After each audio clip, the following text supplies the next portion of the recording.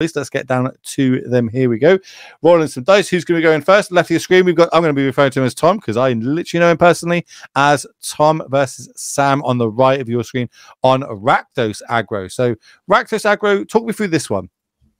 So Sam is playing kind of a more, I guess you could call it traditional Rakdos approach. So we have, Blood-Tithe Harvesters, Deep Cavern Bats at the 2 spot, and then the 3 drops, Preacher of the Schism, couple of 4 drops in the form of Shieldred, a couple Geological Appraisers, a couple of Archfiends, and then going all the way up the curve with 4 Trumpeting Carnosaur and 3 Cruelty of Gix. So, I mean, I don't know if I would necessarily classify this as an aggro deck. It's probably more of a mid-range deck because we are going up to Carnosaur and Cruelty of Gix. But yeah, just like Rakdos, good cards, I guess, as it were, and then utilizing cycling Carnosaur plus reanimating with Cruelty of Gix is kind of like our kind of go over the top plan of the other big decks.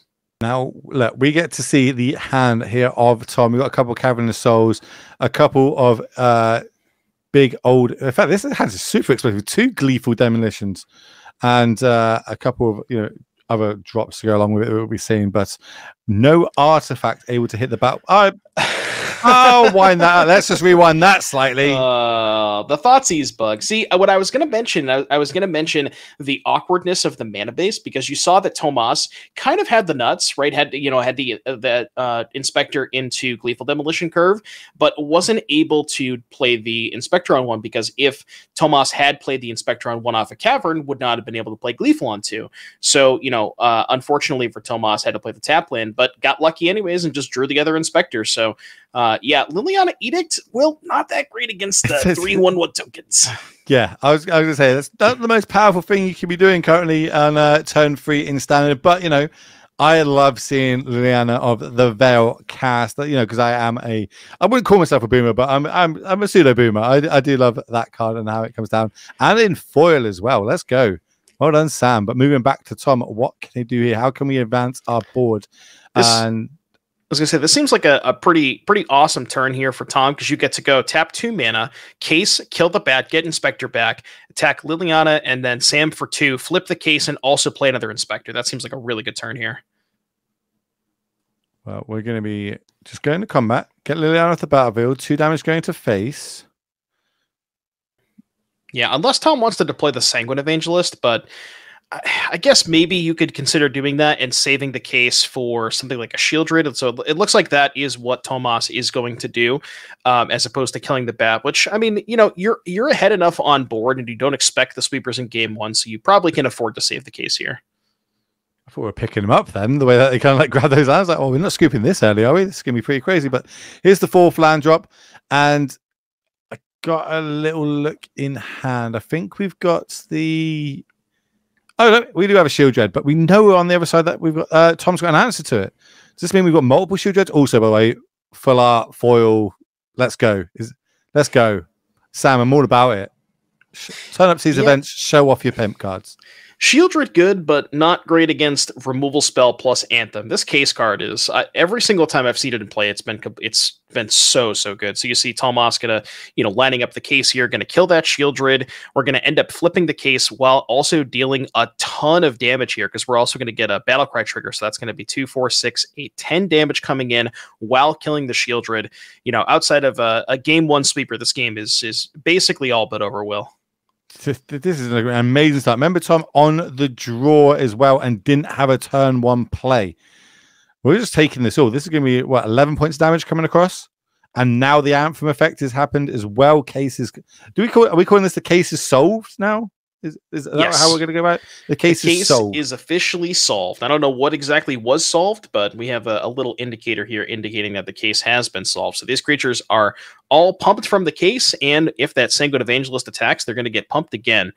Here we go. Geological Appraiser digging for a card that is not in Sam's deck, finding another Liliana the Veil. Yeah, I mean, that's a tough way to do it. There is only 2 in the deck. I'm thinking, is there anything else we would have wanted here? But... we've got the ability to block 2, gain 1 life. I don't think we're lethal just yet. Of course, last time I said that, Tom ripped what he needed off the top. Let's see if we can do it again. Imodane's Recruiter off the top, just to rub it in the salt, rub salt in the wounds. Is there a card called named Rub Salt in the Wounds? If not, there really should be. That'd be a really good name for a Magic card. This is just lethal on board, right? Because the Is Sanguine Evangelist, all the creatures are 3. You got 1 blocker, 1 block. Sam takes 9. I think it's just lethal in play. Wait, no, we could block twice, right? Oh, the bat was untapped. I thought the bat attack. Never mind. My bad. No, yeah. Okay. So we're going to block like this. 2 trades are going to happen. We're going to end up getting another bat token ourselves from the death. We're also then going to get our 1 drop back into hand. Yeah, bat's going to die. I always want to say Fraving Inspector, but it's a Novice Basically. Inspector. Yeah. Play that. Get ourselves a clue token. And that clue could turn into Gleeful Demolition. I wonder if Tomasz wants to just kind of pop the clue and not worry about the demolition, because I think maybe Tom recognized the only way he loses this game is a sweeper. We're going to go ahead and pop the clue token. Probably fine. You don't really, like I said, you don't expect the sweepers in game 1 for the most part. No, I like this. I think I'm going fully wide. I'm using all my mana as I can. If you've got it main deck game 1, then sure, I'm going to get got, and we're going to be playing this game a little bit longer. Or I'm just going to keep turning. Yeah. It just sounds like, okay, it's enough. Mercy. I yield. But does it get better after sideboarding? Let's have I'm going to get a little list up in front of me. You're going to get to look at our beautiful faces while we look at the sideboard. But also we get it on the screen for you all at home as well. Here's Sam 75. Looking at this sideboard, Mr. Doomwake, what would you be bringing in? Well, I got to tell you, Will, we saw kind of Sam just get punked out and run over game 1. Sam did come prepared for this matchup. There are 2 copies of Hidetsugu Consumes All, 2 copies of Gix's Command, and 2 copies of Brotherhood's Ends. So a full 6 sweepers in the sideboard coming in. With how poorly that went for Sam, you have to imagine that maybe he thought the matchup was bad. And, as we expect, has a ton of sideboard cards for this matchup. Liliana, is you keeping him in or are you taking him out? I think you could answer that one for yourself. All right, let's move across to Tom's list. Let's see what he's bought this weekend. I've seen him doing quite a lot of tweeting about this weekend and or the last week after he won his RC invite with it. Maybe he's trying to try and get like 2 RC invites, one in Europe and one in America. Like kind of do the Kakano. Yeah, why not? Both. Go crazy. I was quite close to doing that. I actually scooped the one of the RC finals when I was in America. Anyway, not about me. Looking at this deck list, what would you be bringing in out of this sideboard, if anything? So wedding announcement is for, as we like to say, the grindy matchups. So definitely want to bring those cards in. Invasion of Gobakhan is better when your opponent's trying to cast expensive cards. So like things like Sunfall, Depopulate, Farewell, Wandering Emperor, that kind of stuff. I don't think it's as good against the 3 mana sweepers because they can still pretty easily get to 5 mana and cast Brotherhood's End or Hidetsugu. So I don't think we want to go towards that. You could maybe bring in a couple of Get Lost for Shieldred. Probably don't want to go a ton of copies though. So, I mean, I don't think Sodek really has a ton for this matchup besides the winning announcements. But, as we saw game 1, it maybe doesn't need a ton for this matchup. No, I'm looking at the 1 copy of Break the Spell in the sideboard. Like, are we kind of got that for maybe like temporal lockdowns and stuff like that? Is this like a hedge towards? I suppose that and Get Lost. Get Lost, by the way, such a great card in this format. Very versatile, and also has like a little bit of downside that can let you, in a mirror. It's pretty rough giving your opponent extra artifacts, but is what it is. That's Doomwake on what we'll be bringing in and out. Let's get back down to the match where the players are just shuffling up. Well, I can remind you, if you just tune in, what has happened so far this weekend on the NRG series. Yesterday, there was the Pioneer event where we managed to get 5 copies of Izzet Phoenix into the top 8, where one of course one of them managed to take it down. The odds are pretty good on Izzet Phoenix doing that, and I don't know if that's good or bad for the Pro Tour. I don't know if like a lot of players are bringing it this weekend kind of expecting to not put as many copies in, so now everybody for the PT might think, oh, hold on a minute, there's a lot of players turning up with this. Maybe we need to utilize a few more main deck sideboard cards for it. But then today we're kicking off with standard all day long. We are currently in round number 3 of 8, and then there'll be a cut to top 8 later on. We're just gonna, with the morning crew, me and Doom, we got things to do later on potentially. Stand fast on that. And maybe we'll be passing off to some other casters to finish off the day for all you beautiful people here. We're going to look at opening hands. Looks like Sam doesn't like it. It's going to throw it back. Tom's like, no, I'm pretty good at this game. I can keep this 7. I'm always getting the perfect 7 card hands, which is part of the key with this Boros Convoke deck, right? Oh yeah, for sure. One thing I wanted to kind of bring up, you mentioned the Pioneer top 8 yesterday was 5 copies of Visit Phoenix. With this being kind of the premier Pioneer event, the last Pioneer event prior to the Pro Tour, it's going to be very interesting to see if that did have any sort of lasting impact on people's deck decisions or anything like that. A lot of times with these, there have been times in the past where events, have been the week prior to the Pro Tour, and it depends. Like there's sometimes people want to break out a lot of times people don't want to break out their sweet tech, but sometimes something ends up getting leaked. But a lot of times players will kind of gravitate more towards the safe choice because they don't want to give out any information. So, we'll have to see how the Pro Tour shakes out. If you were playing in the PT next week, what would you be taking in Pioneer? I don't know, Will. I have not played a lot of Pioneer since Atlanta, which was 3 months ago. So, I mean, if I wanted to play the best deck, I'd probably say Blue-White Control, even though I hate playing that deck. So, tough to say. I don't think I've ever seen you play a Blue-White Control deck. No. And I watch the stream a lot. All right, we're both players off to the races. Both do have a 1 mana spell. We're going to see Inspection on one side. That is going to get cut down. And then the follow-up play is going to be probably one of the most impactful 2 drops we've had in just Magic in a long time in multiple formats with Blood Type Harvest. What doesn't this card do? It's a good beat stick. It can draw you cards, cycle away the bad ones, and it can also be a kill spell. Really, really good for 2 mana. Yeah, that card just does everything. Also, notably very good with Fable the Mirror Breaker, which that played out a little bit prior to Fable being banned in Standard, of course. Yeah, this card just does everything. If you need a beat stick, like you mentioned, it's never dead. It attacks for 3 for 2 mana, which is above rate. It can kill small things, can kill bigger things if you can generate multiple bloods. Just a really, really good card. And we see another good 1-drop here for Sodek, Warden of the Inner Sky. That's going to allow us to tap the Inspector and the 2 clues to put a counter on it, scry a card to the bottom. You always got to feel good scrying a card to the bottom. Yeah, you feel a big brain with it, and really good a play to do on turn 2. If it was a little bit better, you can even do it on turn 1. But start off with this, and then turn 2 actually start putting the counters on it and get that damage in. Where Sam's, it looks like we're getting a bit keen. We're getting in. We're turning things sideways. Sounds like no. I've got Rakdos aggro in my list, and going to drop Tom down to 17. How can Tom respond here? Yeah, importantly, the Warden getting that 3rd point of toughness with the +1/+1 counter means that the Harvester can no longer take it out, as much as Sam would probably want that to happen. So yeah, now that the Warden is outside of Harvester range, Tom's probably going to be able to grow it even more this turn to get it out of range of maybe a 2nd Harvester. And we'll have to see what the follow-up is here. Want something maybe like a Gleeful Demolition, where you can go tap the 2 clues in the Inspector, put a counter, Gleeful the clue, get 3 tokens, put another counter, so on and so forth. Maybe doing some math here, potentially lining up an Imodane's Recruiter. Doesn't seem like a great turn for Recruiter, though. I think he's kind of thinking, like, is it worth me trying to pick, like, 2 counters on it this turn so it gets Vigilance or something along those lines, and decides just to deploy the powerful 3 drop that's going to be putting 2 more permanents on the battlefield, tapping itself, and there's the extra counter with the extra scry. So real big board state, but do we have some sweeper on the other side for Sam? Can we kind of narrow this board down, because attacking's not the best right now? But yeah, and notably, Tomasz decided to put the extra counter on the Warden that turn instead of attacking for 3 damage. Oh yeah, well, the Preacher was untapped. Never mind. Yeah, the Preacher was untapped. Okay, so I forgot about the Preacher. So yeah, that would probably not have been a great attack. But something like a Hidetsugu Consumes All will do some massive work here. I think that might be a 2nd Preacher here for Sam. That is a 2nd Preacher, and now we're going to use a Bloodtide to give it -1/-1. And then that's going to generate another bat, but of course it's flying, so that means we can get a little bit of damage going over the top, because now we're going to have 6 power flying.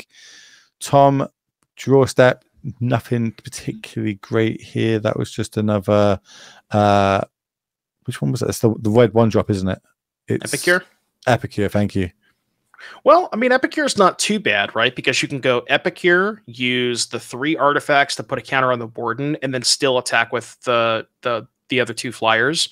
So yeah, not too bad here, because now that the Warden has flying, we can get over the Preacher. So you can go Epicure, put Sam to 17, and then you would have 1, 2, 3, 4, 5 things to tap. That would be 4, 3, 4, 5, I kind of like 6, what 7. we're doing now. I like this. I like Tom's line. I like scrying first here to see, because potentially I could end up cracking one of these clues and draw this top card if it is, you know, maybe it's a case or something like that. I can get a creature off the battlefield and then get all my damage through. Yep. So we're going to take a peek. Tomas going into the tank on this scry here. And like you mentioned, there's the Epicure. I think I see a Reinforcements and then a couple of lands. I think might be Tomas's hand. Yeah, I think they're the channel lands as well, so it does help when you get flooded if your land can do it a little bit extra. But so let's put that card to the bottom. So it would be a known draw if we want to crack a clue this turn. Yeah, and one important thing to mention is I think we talked about this earlier, but the clues do not have to tap to sacrifice. Bloods do, but clues do not. So you can tap a clue to the Warden and then still be able to draw a card off of that clue. There comes the clue. Do we want to make this in the sky even larger? Look at that. Sam, good guy, just offering up the blood token. Love to see it. All right. Tom doesn't like that one either. Like what he sees. What's he scrying for? What's he trying to find? Probably some sort of payoff, like a recruiter or a case, one of those two, maybe a Knight-Errant of Eos, just something to utilize that. Just wants to, you know, wants to use these bats and kind of get him over the edge. Interesting. I think they're just talking Get about to name its cavern. Yeah. I imagine humans normally the go-to. There's more humans in this list than anything else.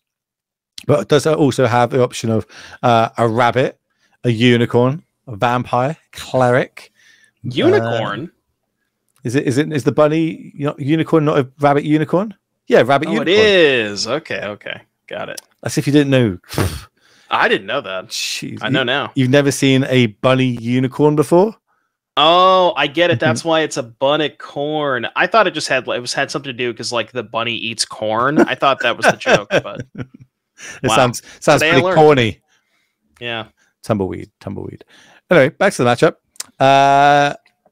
Sam, decide if he wants to attack here or not. Life total at 10. Got to be really worried about. Tom's really scrying on the other side of the battlefield.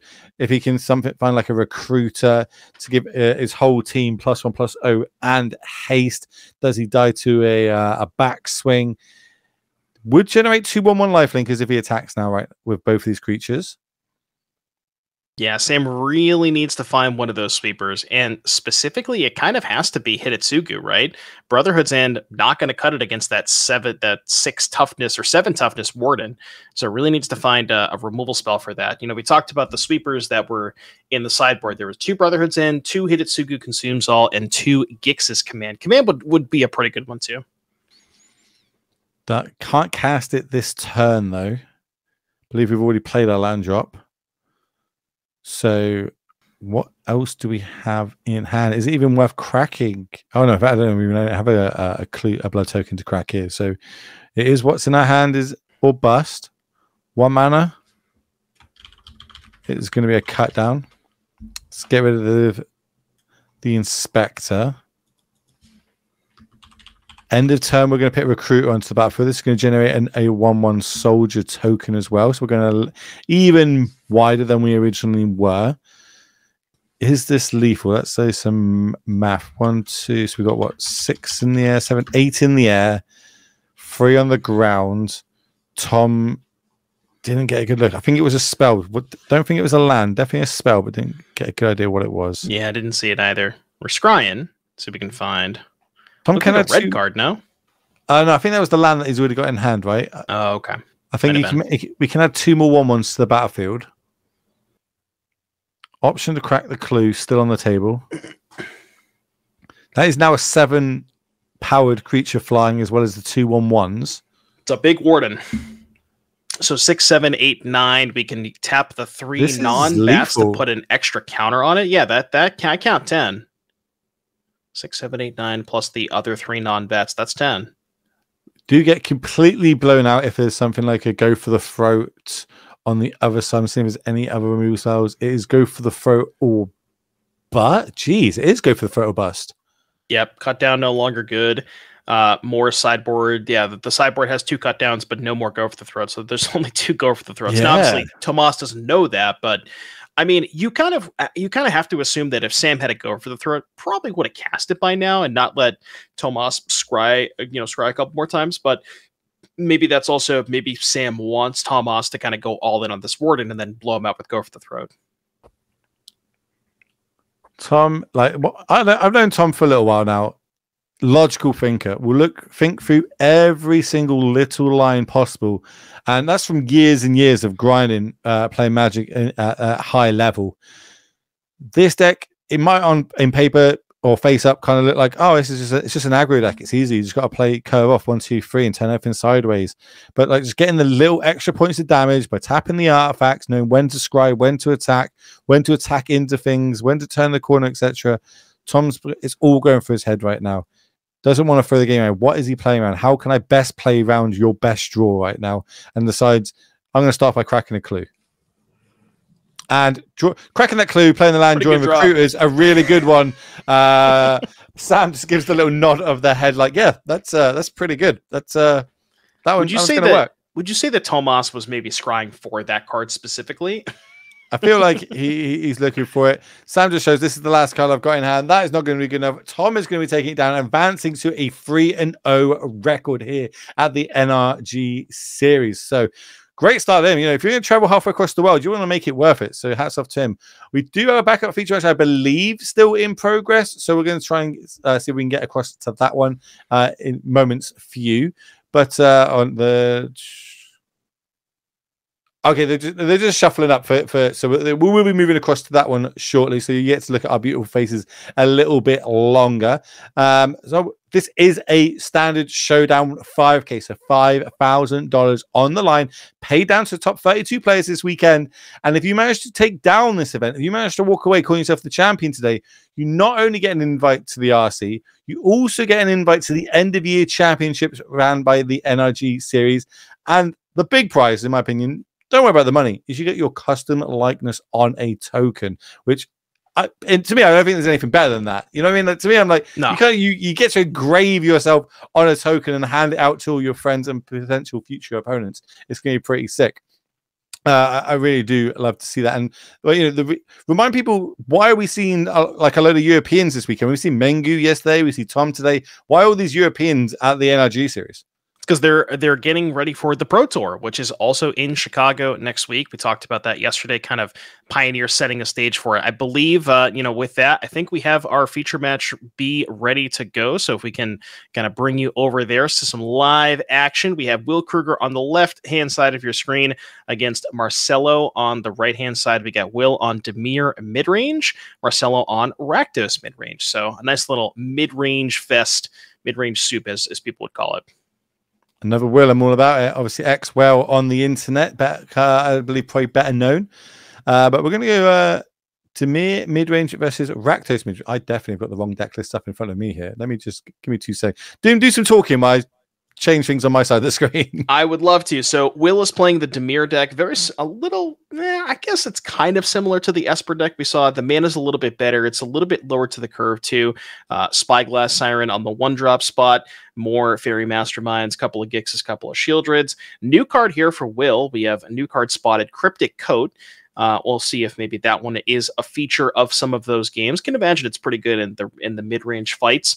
And then for Marcelo, we have Rakdos mid-range. Not quite the same Rakdos deck that we just saw. So the one that we just saw was a bunch of Trumpeting Carnosaurs and Cruelty of Gix. This list features none of those cards. So there's no Carnosaurs, no Geological Appraisers. It's just 4 Inties, more 2-drops, a little bit lower to the ground, more removal, 3 cut down, 3 go for the throat. So maybe a bit, this is kind of, so it's funny because this is labeled as Rakdos mid-range. I would probably classify this as Rakdos aggro. The last deck was labeled as Rakdos aggro, which I would classify as Rakdos mid-range.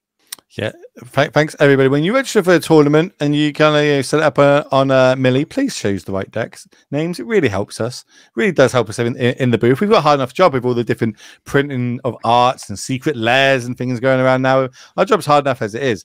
But we're going to do a little bit of cycling there at the end of turn as we pass back to Will. Looking to advance this board state. Just a bunch of land sides. Nope, just land and go. I gotta tell you, Will, I'm a big fan of Marcello's sleeves. I think it's the Secret Layer Fatal Push sleeves. Those things look nice. That is. I've got a playmat of that one, I believe. It was pretty cool. First shown at Proto Phyrexia Orbi 1, I think, when that art was that dropped and released. We're at the end of the turn making a 1/1 Might token. Yeah, Mirac's kind of pretty good in a spot like this where you're not under any sort of pressure. Marcello's missing a couple of land drops, not developing to the board, and Will's just like content with, okay, I'm just going to make a token every turn and make you answer it every single turn. And, we saw Marcello use a cut down, a premium removal spell on a token. That's what I mean. Like, the value that this is generating already, every single card used, Will's just looking at like, sure, that's great. How about a second one? Maybe I can make 2 of these a turn. How many of these 1-for-1s are you willing to shoot down here as we manage to find our 4th land drop? Can we deploy anything? Or if we just gone full, like kind of mid-rangey and boarding a lot of our control-y type cards? I do see a Grix command in hand. Here comes Shield Dread. Well, kind of. Shield Dread is not going to make the hit the battlefield, but do you get to draw another card? Met with an Urtai Resurrected. That was going to go ahead and counter the Shieldred and give Marcello an additional card, and that's going to be a Gix, which is 2 more cards here for Will. So if you weren't up enough cards off of trading a removal spell for a token, we'll just go ahead and pick up 2 more. No big deal. Yeah, that seems huge. I'm going to draw extra cards. My opponent is going to be using their cards on my tokens. Maybe this is the turn we fire this command. I was about to say, did we already play a land drop that turn? We played I don't think Will did. Oh, yeah, I think it was last turn we played the Might Maker, and then this turn we're fine to do this. So still got the ability to make a Might end of turn. Yeah, this is kind of like, this is a very common inflection point of these mid-range mirrors, is both players just kind of like jockeying for position in the early turns, and then as soon as somebody taps out and goes for a big threat, opponent, one person just goes, answer your big threat, untap, play Gix, draw 2 cards, like what we see exactly happen here. It feels like that is kind of just like the turning point, because now Marcello is behind so many resources on board and in cards in hand and on mana that you just can no longer afford to hold up your mana and do stuff. You just have to jam into Will's potential permission or removal spells and just kind of hope that it works out. And I think we're in the tank about, do I need to fire off this Gix command now? Is that the way I can try and deal with at least 2 of these opponents on the battlefield? Maybe I go 1-for-1. What if there's counter magic on the other side for Will? What does a comeback kind of look like here? I mean, honestly, Gix's command wouldn't even do much on that board, right? You would make Will sacrifice the Urtai Resurrected and get the Might token. So here's a good play, though. Marcello's going to go, or Will's going to go for a Might token, and in response, Marcello is going to resolve the End, which is going to take care of the Gix on the battlefield and all potential copies of Gix in Will's deck. So, I mean, that's step 1, right? Answer the Gix. That's the problematic permanent. But I mean, if you look at Will's hand, Will's leftovers is just the command and the Cryptic Code and the Urtai. Will's hand is just all bangers. Yeah. Also, 13 life points on the other side. We get untapped with another 5, so they're going to be dropping down dramatically. Plus, we get to draw whatever. If we imagine we draw another one for turn, and we're just able to fully draw another suite of cards, add another 3 to our hands. Be pretty backbreaking here because Gix is pretty good. Every time I've seen it cast, even in the late game when I've got these extra dud cards in my hand, I can use the kind of the hidden mode of it and play my opponent's cards.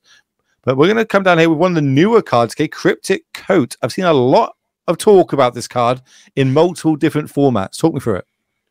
Yeah, I haven't seen a ton of it in Standard, and maybe not as much as I would have expected, because I do think this is a nice way to break up at the mid-range mirrors. So I've heard it compared to True Name Nemesis, where I don't know if it's quite that good. But what's nice about it is, at some point they eventually have to answer the cloaked creature, and in these mid-range matchups where the games go quite a bit longer, they answer the token, and you're just like, okay, I'll pick it up, and then I'll do it again, and then I'll do it again, and you see where this is going. It's another Mirex where they just have to keep answering it over and over and over again. So just tons and tons of ways to just effectively just generate effective card advantage. I love how Will's playing this. Will's getting so many 1-for-2s, I'm going to say. Normally you see 2-for-1s, but he's literally putting 1 threat or answer on the battlefield, and it's taking 2 on the other side to kind of deal with it. He's going to win this card advantage race if he can keep this up. But can he? this is going to be the question. What do we do this turn? How can we kind of fight back from it? We're going to start with, I believe that's Cavern of Souls. That is a Cavern of Souls. Would have to imagine it's probably naming Phyrexian, would be my guess, but we'll have to see. We can get a confirmation on that. Not sure it's super duper relevant, but yeah, I was about to say there's no like big 6-drop dinosaurs going on in this list. This is, as you said, the aggro list with NT. Okay. Well, actually, it might be relevant because there's an Urtai, and that Blade Coil Serpent may potentially not be countered. So actually, it might be relevant entirely.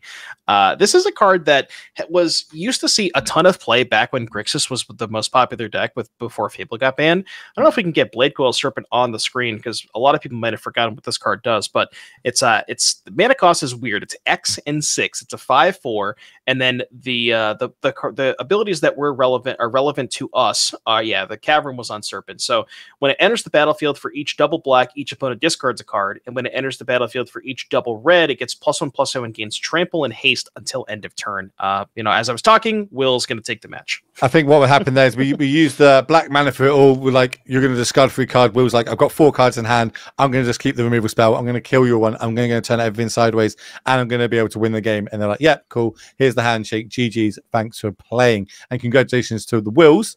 Keep it going. How many Wills can we get on camera this weekend? We should get like a Will count somewhere. But we're going to get Will in for an interview. So we're going to see Will interview Will, which is a lot of flavor text there, I guess. A lot of Wills. A lot of Will. We're surrounded doing with Wills. There's going to be 2 more Wills. We're going to have to do the Spider-Man meme any moment now. But pretty interesting gameplay there. I feel like again, mana, bit of an issue. Standard isn't what it used to be back in 2017. We don't have the fetch stands. We don't have the shocks. It's kind of there is a downside to being 2 to 3 colors currently in this meta. Maybe that's why Boros was doing so well. He was able to go underneath these kind of the main decks that are taking advantage of the powerful 5 mana spells like Atraxa. So maybe that's what sort of meta shift do you expect after what we've seen so far? If you were playing Standard next weekend, what sort of how do you think it'd be panning out? Well, I am playing Standard next weekend, so I'm very interested in what happens over here. We talked about, excuse me, the Boros Convoke was kind of the talk of the town going into the event. Were people going to be prepared for it? And it seemed like, as far as what we've seen so far, a lot of the sideboards people are definitely prepared for it. There's a lot more sweepers, excuse me, than you would normally get. So it seems like people have adjusted to that specifically. Even the mid-range decks, they're targeting it a little bit more. They're more prepared for it. So have to see how that shakes out. But yeah, I mean, it's really just all what can be Boros, Well, we're going to hear from the man, the myth, the legend himself. We've got an interview with Will Cougar. Will, how are we doing, my friend? It is Will and Doom in the booth. We're going to be asking you some questions. First, congratulations on that. You made that look pretty. We jumped in on game 2. It looked pretty easy, but, when your opponent's missing land drops. Yeah. I want to talk about your deck list, though. Your deck looks sweet, my friend. Hey, there's a lot of new cards in here and a lot of, just a lot of really good cards in here. Why did you bring this weekend? I wasn't really sure what to play on, Wednesday. And then I decided, I need to pick a deck because I need to find cards. And I saw it online, so I thought it looked good, so I picked it. You had to have something with an equipment, right? Yeah, the card's pretty good. It's sweet.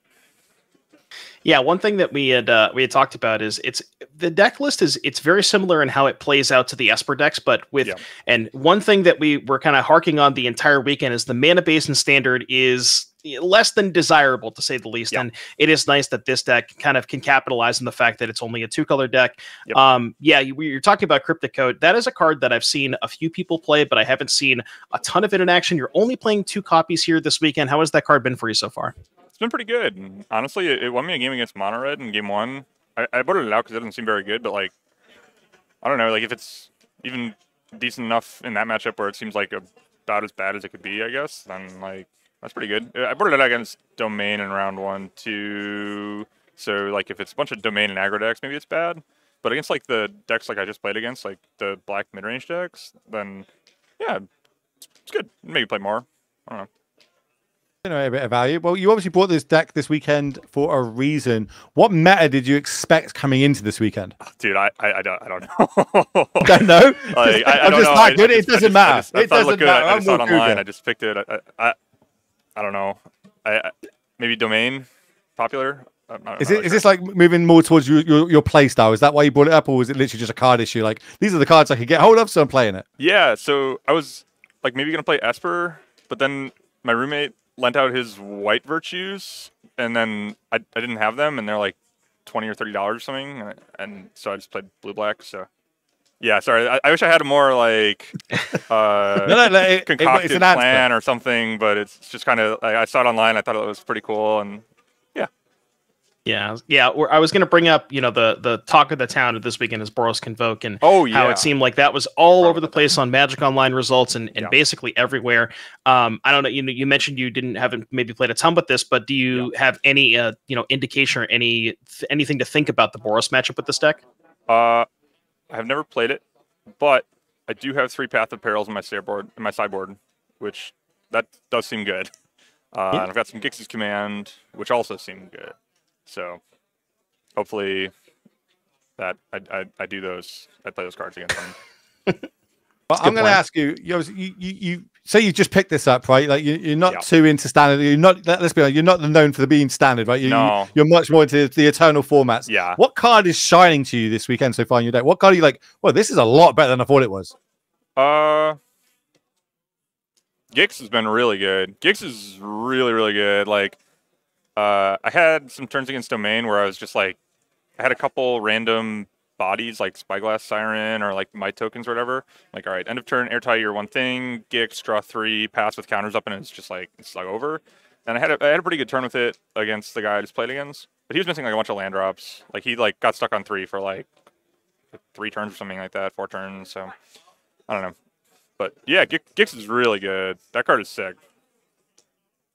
Awesome.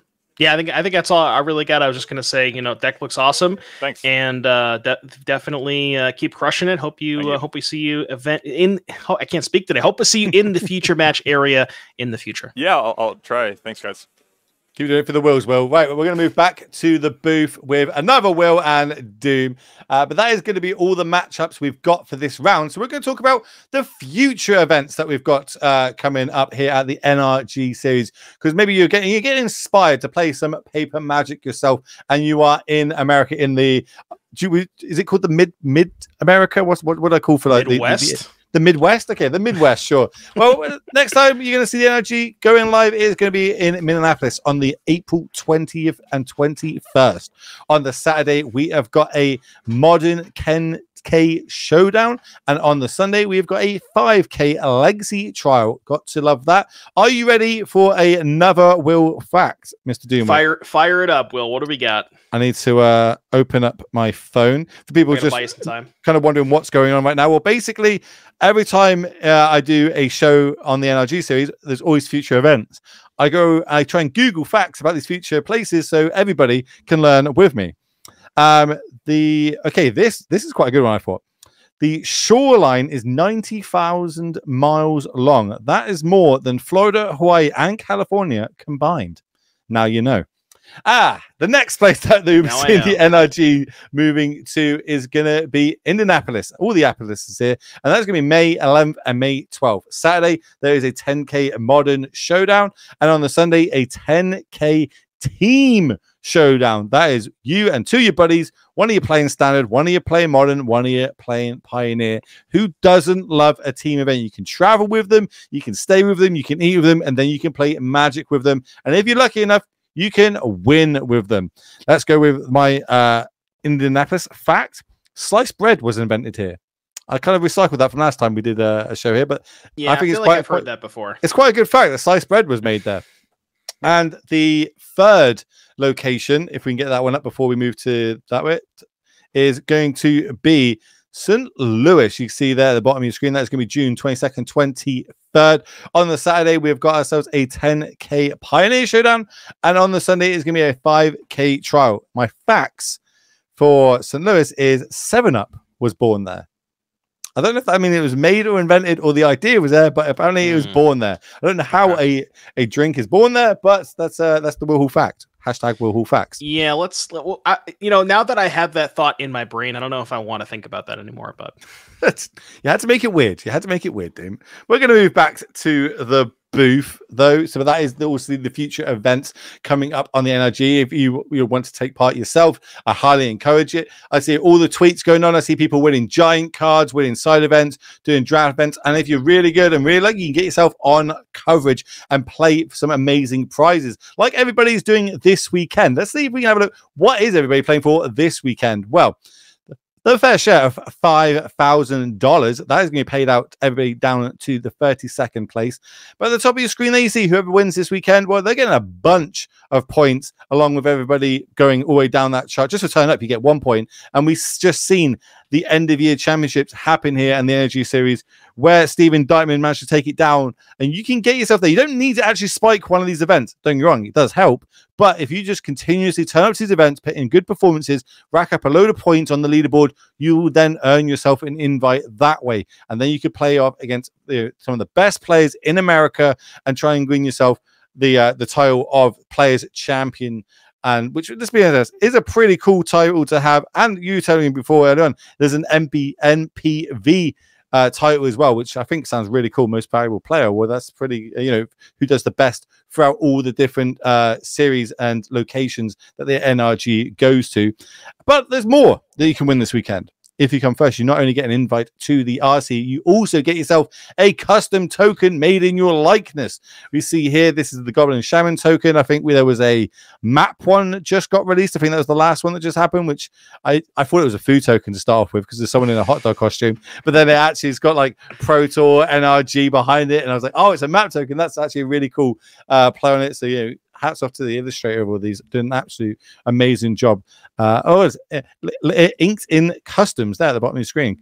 Absolutely masterclass enjoying. Love to see it. But I think that's going to be the end of round number 3. We don't have any more matches this round, which means we get to go off and have a short little break. How many matches are left up in the round, actually? Let's do that one first. I just refreshed and I see that there's 20 matches left. So 20 matches? That can't be 12 right. minutes left in the round.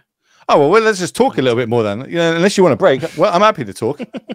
Up to you. Yeah, I don't want to leave everybody at home, sat there waiting for us to come back on. We might as well talk about things. We could. I always do like doing a Q&A with chat. Like it's kind of something that I don't see many people do, but I like to interact with chat. I like to get their feedback. So, what cards would this is kind of like I know this is standard. Okay, let's go standard. What cards, chat, would you like to see printed back into standard? You list them in chat. You list them in chat. I'll pass them to Doomwake. Doomwake will give me a yes or no answer on if that card should be in the format or not. Obviously, there's quite a lot of cards printed in Magic the Gathering, so it could be a lot. I'm not going to do things like Black Lotus. We all know that that's silly, but like cards that would kind of shake up the meta. Have you got any off the top of your head that you'd like to see printed, Doom? I'm looking at chat. Price of Progress, no. Forest, potentially. Roast, fine. Baleful Strix, no. Black Lotus, no. Tarmogoyf, probably. Splinter Twin, I think Goyf is good enough. Ancestral Recall, come on. We got to break these down. We're flying through this. Well, okay, Jace the Mind Sculptor. That's a good talk about. It's a powerful card. Doesn't see much play anymore in the Eternal formats. The card level in Magic is creeping up, let's say. Is Jace the Mind Sculptor safe to print in Standard? The answer to your question is no. Next. Okay. Snapcaster Mage. That one's a little bit closer. It's more predicated on what the 1-mana cards you're flashing back are. Probably no, but I could be talked into it. Goblin Chainwhirler. This is a yes for me all day long. I love that that's card. Fine. I think that card's totally fine. 3 mana. It's a respectable card. I'm not asking about Oko. Get that out of it. A couple of people asking for lightning. Ban him. Couple of people asking for lightning bolts. I don't think we're ever going to be that lucky again. No. Dark Confidant. I'm not even sure it would be that good. But basically, we're just listing cards from about 2014 okay. Modern at this point. Like that's where we're at. Yeah. Chat just wants to play Modern. Yeah, chat wants to play Modern before Modern Horizons. That's what this is. We're definitely not getting Goblin Lackey back in. I'm not asking that one. Batterskull. Batterskull's I think that could be safe in Standard. Yeah, I'm not sure that Batterskull is really that powerful without Stoneforge Mystic. Like Batterskull just seems like a worse version of Ecclesotz, right? Yeah, I can get you. Smallpox, Bird of Paradise. I imagine Bop will end up getting printed at some point. Garrick. Oh yeah, I think that's kind of like the the big hitters from that. Obviously, I'm not going to ask you. Oh, Mason's about to throw hands. He says, "You really think Bolt is out of line? I'm about to jump in the broadcast." Well, Mason, maybe we'll get you on later today, but we can talk about this. You think hash it out?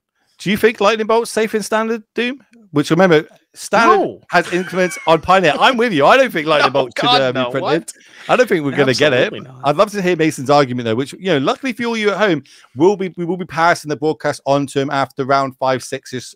So, because we have to have a break at some point. I'm in Europe and it's going to get late here and stuff like that. So, we will have other casters jumping in, which is kind of the joy of these events. And again, big shout out to NRG. And that's why if one of these events are happening in an area like you should probably go and do it. If you've got cards to buy, you should go and jump on their site, buy those cards, get them shipped to you. So you can play either some amazing Standard that we're seeing now. Maybe you need some Pioneer cards, pick up some Phoenixes. They just got a nice preprint in like the I don't know what the art calls, like a manga art or something. They're really beautiful. Yep. But that's the place to go shop. If you like supporting Paper Magic and watching Paper Magic, you need to support the stores that are doing it. And the easiest way to do that is by watching this content, hitting that follow button, going on the socials, hitting all the follow buttons that way, and just supporting it in general as a whole.